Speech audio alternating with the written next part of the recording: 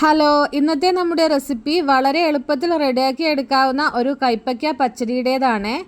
നല്ലോണം മൂക്കാത്ത കൈപ്പയ്ക്ക കിട്ടുകയാണെങ്കിൽ അതാണ് കേട്ടോ ഈ ഒരു പച്ചടി ഉണ്ടാക്കാൻ ഏറ്റവും നല്ലത്. ഇത് മൂക്കാത്ത കൈപ്പയ്ക്കയാണ്. ഞാനിത് ചെറുതായിട്ട് നൈസായിട്ട് കട്ട് ചെയ്തിട്ടാണ് കഴുകി എടുത്തിട്ടുണ്ടായിരുന്നത്.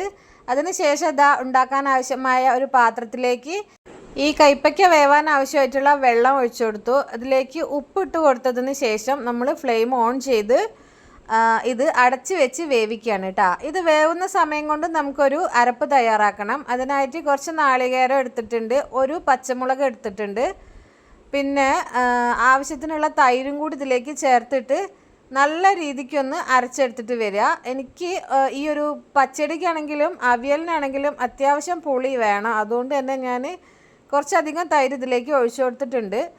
നന്നായി അരച്ചതിന് ശേഷം അതിലേക്ക് കുറച്ച് കടുകും കൂടി ചേർത്ത് ബാക്കി കുറച്ചുണ്ടായിരുന്ന തൈരും കൂടി ഞാൻ അതിലേക്ക് ചേർത്തതിന് ശേഷം അതൊന്നും കൂടി അരച്ചെടുക്കുകയാണ്.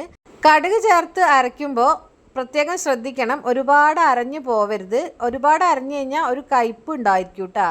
അപ്പോൾ അതുകൊണ്ട് അത് ശ്രദ്ധിക്കുക. അങ്ങനെ ആ അരപ്പ് തയ്യാറാക്കി കഴിഞ്ഞതിന് ശേഷം ഇതാ നമ്മൾ മൂടി തുറന്ന് നോക്കിയപ്പോഴത്തേക്ക് നമ്മുടെ കൈപ്പയ്ക്ക നല്ല രീതിക്ക് വെന്ത് വന്നിട്ടുണ്ട് കേട്ടോ. അപ്പോൾ ഇനി ഇതിലൊരു ഇത്തിരിയും കൂടി വെള്ളമുണ്ട്, അതൊന്ന് വറ്റണം. അതുവരെ നമുക്കൊന്ന് വെയിറ്റ് ചെയ്യണം. അങ്ങനെ ഇതാ നമ്മുടെ കൈപ്പയ്ക്കയിലെ വെള്ളമൊക്കെ നല്ല രീതിക്കൊന്ന് വറ്റി വരുന്ന ഈ ഒരു സമയത്ത് നമ്മളിതിലേക്ക് അരപ്പ് ചേർത്ത് കൊടുക്കുകയാണ് കേട്ടോ. അരപ്പ് ചേർത്തതിന് ശേഷം ഒരു ഇത്തിരി വെള്ളം ചേർത്തിട്ട് ആ മിക്സിയുടെ ജാറൊന്ന് കഴുകിയിട്ട് ഇതിലേക്ക് ഒഴിച്ചു കൊടുത്തിട്ടുണ്ട്.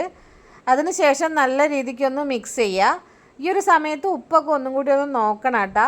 ഞാൻ നോക്കിയ സമയത്ത് ഉപ്പ് കുറച്ച് കുറവായിരുന്നു, അതുകൊണ്ട് ഞാൻ കുറച്ചുകൂടി ഒക്കെ ഉപ്പ് ഇട്ട് കൊടുത്തു.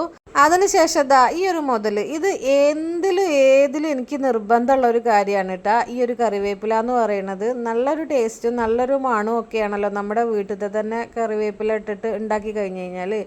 അപ്പോൾ കറിവേപ്പിലയും കൂടി ഇട്ട് ഒന്ന് തിളച്ച് വന്നതിന് ശേഷം നമ്മൾ ഫ്ലെയിം ഓഫ് ചെയ്യുകയാണ് കേട്ടോ. കയ്പ്പയ്ക്ക കയ്പ്പുള്ളത് കാരണം തന്നെ പലർക്കും ഉണ്ടാക്കാനും കഴിക്കാനൊക്കെ മടിയാണ്. അപ്പോൾ അത് ഒഴിവാക്കാനുള്ള 2 ടിപ്പ് ഞാൻ പറഞ്ഞു തരാം കേട്ടോ. അപ്പോൾ അതിൻ്റെ മുന്നേ ആയിട്ട് നമ്മൾ ഈ കയ്പ്പയ്ക്ക പച്ചടി ഒന്ന് വറവൊഴിക്കണം. അതിനായിട്ട് ഒരു ചീനച്ചട്ടി വെച്ച് കൊടുത്തു. ചട്ടി നന്നായി ചൂടായി വന്നപ്പോൾ വെളിച്ചെണ്ണ ഒഴിച്ചു കൊടുത്തു. അതിലേക്ക് കടുകും വറ്റൽമുളകും ഇട്ട് കൊടുത്തതിന് ശേഷം അതിതാ നമ്മുടെ പച്ചടിയിലേക്ക് ഒഴിച്ചു കൊടുക്കുകയാണ്. അപ്പോൾ ഇത്രയേ ഉള്ളൂ, സൂപ്പർ ടേസ്റ്റി ആയിട്ടുള്ള നമ്മുടെ കയ്പ്പയ്ക്ക പച്ചടി ഇവിടെ റെഡി ആയിട്ടുണ്ട്.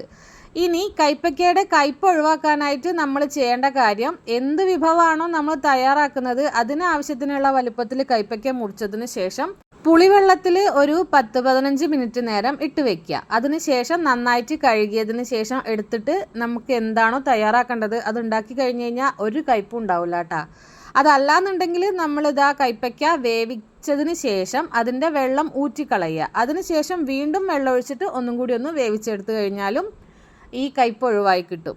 അപ്പോൾ ഇത്രയേ ഉള്ളൂ. നമ്മുടെ വീഡിയോ ഇഷ്ടമായിട്ടുണ്ടെങ്കിൽ ലൈക്ക് ചെയ്യാനും ഷെയർ ചെയ്യാനും കമൻറ്റ് ചെയ്യാനും മറക്കല്ലേ.